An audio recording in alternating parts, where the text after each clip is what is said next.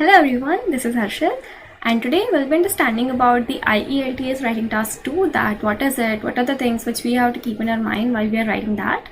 So here in this video lecture, we are going to look at the whole overview of that how can we write a good introduction para, how can we write better body paragraphs, what is the conclusion para, and what are the things which we need to see before writing that. Okay, so basically here we'll be understanding everything, so just stay tuned and keep watching the video. So before jumping into that, I hope you guys know that what is the full form of IELTS, that is International English Language Testing System, as you can see here itself. So now I just want to take you to the overview that exactly what is it, why we are supposed to give IELTS. Okay, so IELTS is basically of two types. One is academic and the second type is general. So if you're someone who want to go abroad for your studies, like if you want to do bachelor's, master's and all that, so you are supposed to give academic IELTS. Okay, and if you are someone who want to go abroad for the purpose of job or for the purpose of settling down, so you will be given general IELTS. Okay, so now when we are done with this, now I'd like to tell you about the overview of the IELTS Writing Task 2, that is essay writing. What is it and what we have to do, what are all the points which we have to keep in our mind. Okay, so as you can see on the screen, it's overview of IELTS writing. It's particularly for both the writing task. Okay, so now here are some questions, that is how much time do you get for the IELTS writing test. Now just focus here that in writing task there are two tasks. One is writing task 1 and another is writing task 2. So basically the writing task 1 is what? Report writing. Okay, I have already made a video about it, so if you want you can check it out. And the writing task 2 is essay writing, which we are going to discuss right now.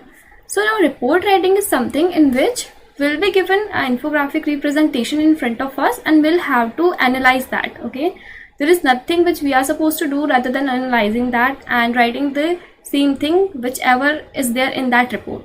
Now that report could be in any form, like it could be a pie chart, a graph, a line graph, anything like that. Okay, but in case of essay, what we have to do, there will be a question. Okay, and we'll have to analyze that question, and then the whole content we'll have to generate by ourselves only. There would be nothing given, right? So now in report writing, what we have to do, there is a word limit of 150 to 200 words, and for the essay it's 250 to 300 words. Okay, now the time assigned to write a report is 20 minutes. And for essay it's 40 minutes. Now a question may come in your mind that why such difference of time. Okay, so now let me tell you that we have to give more importance to writing task 2 in comparison to 1, just because it consists of 66% of the weightage of the whole writing task, that is 2/3, right? So that's why we'll have to give more importance to it when we will be giving exams. So for that you just have to do a lot of practice, so that whenever you see any questions, so the points may come in your mind as you see that, right? Now I think all the questions has been addressed, like how much time do you get for the IELTS writing task, that is around 1 hour for both the tasks, 20 minutes for task 1 and 40 minutes for the task 2. Now how many tasks are there, that is 2 tasks. Okay, how much time should you spend on task 2, that is 40 minutes for essay writing. Now how important is task 2 as comparison to task 1, that also we have discussed. The weightage of it is 2/3. Okay, how many words should you write, that is around 250 to 300. Okay, now I'll be telling you that how are you assessed. I mean, what are all those points which the examiner will see when they will be checking your booklet. Okay, so now let us discuss all that. All right, so here it is that how are you assessed in IELTS writing task 2. So as you can see, there are 4 pillars. Now we'll be discussing each of them one by one. The very first is task response. Okay, so now in task response they'll be looking for the structure, that how you are responding to the task, whether you know the structure for that or not. It shouldn't happen like you're writing anything in any proportion. There should be a proper structure for the same. Okay, so the very first thing is structure. The second thing is that understanding of the question, whether are you able to understand that question or not.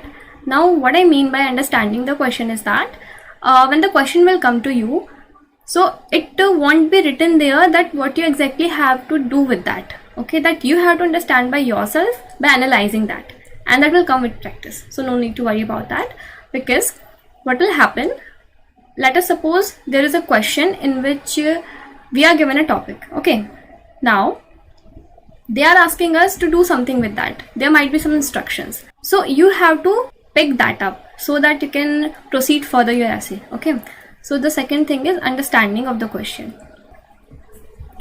And one more thing is the word count. You should consider this as well, because now you may feel that there is 40 minutes, okay, which seems a lot. But trust me, when you'll go and write that, you will feel like the time is very less, because in the same time only you'll have to gather a lot of information. You'll have to, structure all that. So there might be so many things in your mind, and you'll have to pick out the main information, and you have to structure that only. And that's why it becomes very, very important that you consider word count as well. Okay, so the next comes coherence and cohesion. Now what does it mean? It means that there should be a link whatever you're writing. Okay, now when you're writing something, so it should feel like a storytelling. It shouldn't happen like in first paragraph you're writing something else, and then in the second paragraph you're just jumping into something else. Okay, it should be like a proper structured essay, and there should be a link between each and every line and each and every paragraph. Okay, so it's all about link between the sentences and the paragraphs. Now comes the lexical resource.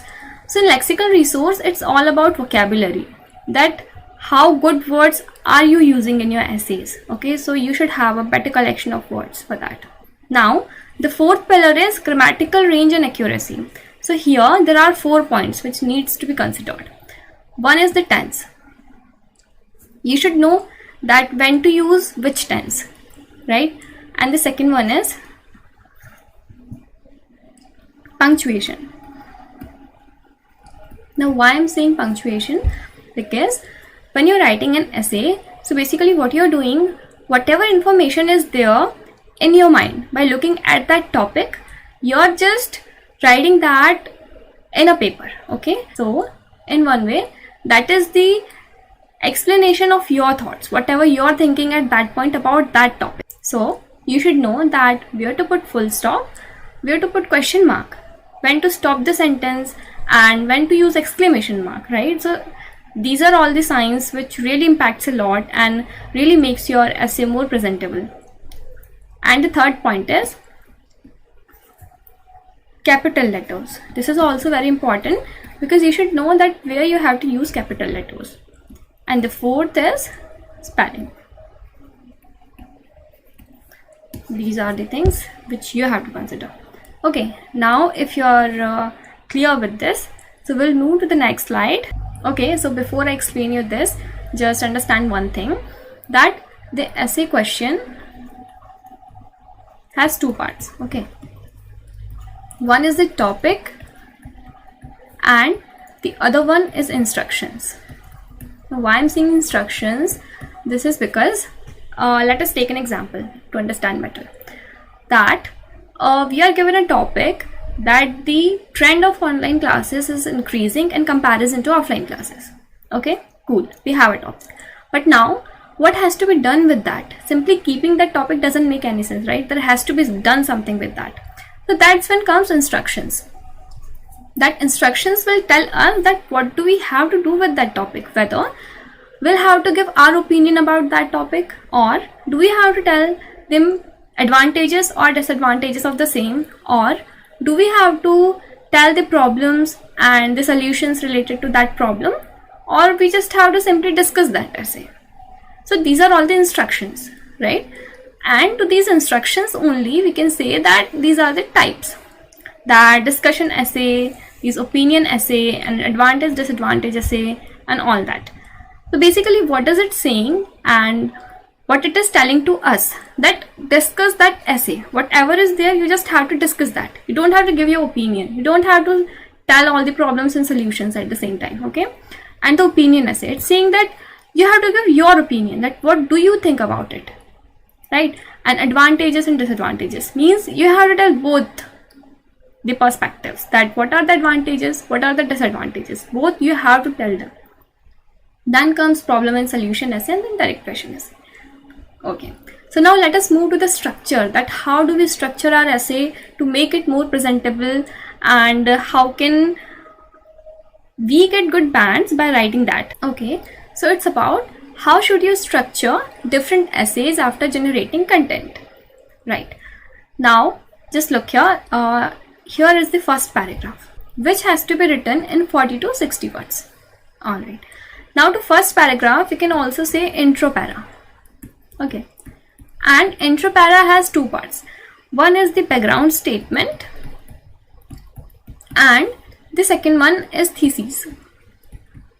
Okay, now do you remember I told you something, that the essay question, okay, the essay question has two parts.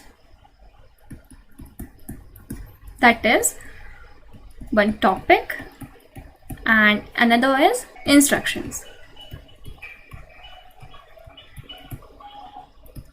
Alright, now you just don't have to do anything with that. You just have to keep in your mind that the background statement is directly related to topic and the thesis is directly related to the instructions. Now why I'm saying that? Because the background statement is nothing but the paraphrased version of the topic. Okay, and the thesis will be writing on the basis of these instructions, whichever it will be given to us. Now just read this, that the paraphrased version of the question statement. Now in case if you guys don't know that what paraphrasing is, so it is to rewrite the sentence in your own words without missing out on its original meaning. What does that mean? You just have to change the words, okay, whatever is there, but the meaning should be same. That is what we have to do with background statement, right? And the thesis. Now thesis is what? It's your answer to the instructions, right? Whatever instructions will be there, we just have to write the thesis on the basis of that. Now let us take an example to understand it better. Let us take the same example. What was the question? That the trend of online classes is increasing in comparison to offline classes. Okay, what are the problems and solutions for that? This is our question. Now what our thesis would be? What we have to do now, the thesis we can write in this way, that the trend of online classes is increasing in comparison to offline classes. The problems of this trend are this, this and this. Okay, and it can be solved by doing this, this and this. This would be our thesis statement. Means we just have to write down the points what we have to explain in our body paragraphs. Okay, so whatever points will be including in the thesis statement, those points will be addressed in the body paragraphs. Okay, this would be the elaboration of that. We just have to elaborate all those points whatever we are writing in the thesis in the body paragraphs. Now one more thing, that in the essays what happens, that there are basically 4 paragraphs. Okay, there are 4 paragraphs by default. The 5th para comes occasionally. Now when and why it will come, that I'll tell you, but for now just understand that if there is a lot of information, right, which has to be written in that essay, so if we'll write everything in only one paragraph, so it would look quite messy, right?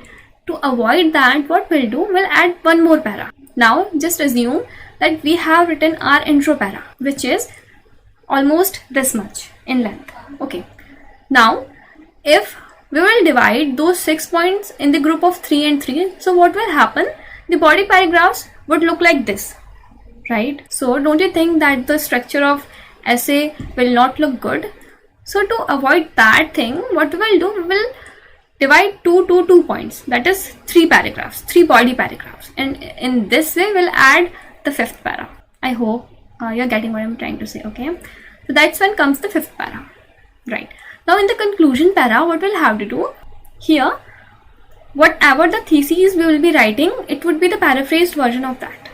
So nothing we have to do in that, just to paraphrase the thesis statement to write a concluding para. So now I'll be telling you few words by which you can start writing your conclusion para. Okay, that is, hence in conclusion,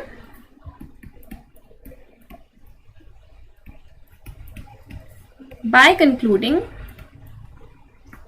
okay, to conclude, something like this. means the reader should know that this is the conclusion of the whole essay. So that's why you have to start your concluding para with these kinds of words. Okay, so now let us have a look on a question to understand it better, that what kinds of questions come. Okay, so let us see that what the question is saying. It's saying that some believe that you can become fluent in a language only when you live or work in that country, while others opine differently. Now what the question is saying, that a person can only become fluent in any language when he go and live in the land of that language. Okay, that is, if you want to learn English, so you'll have to go to an English speaking country and you'll have to live there, then only you can become fluent in English. On the other hand, other people have different opinions about that. So now, do you see that here they are not telling us that what has to be done with that we have to understand by analyzing the question, that what has to be done with that question only, what we have to do with that. Okay, so it's a kind of discussion essay wherein we don't have to give our opinions, wherein we don't have to tell advantages and disadvantages, wherein we don't have to tell the problems and solutions, but a combination of all those things, and we just have to discuss that what are all the things which can happen here. Okay, so I hope you have understood that. So you guys can try it by yourself only, because as you are done with everything like the overview and the structure, otherwise definitely I'll be there with the next video on this topic only, where we'll be addressing this question. So just try it by yourself and I'll meet you in the next video.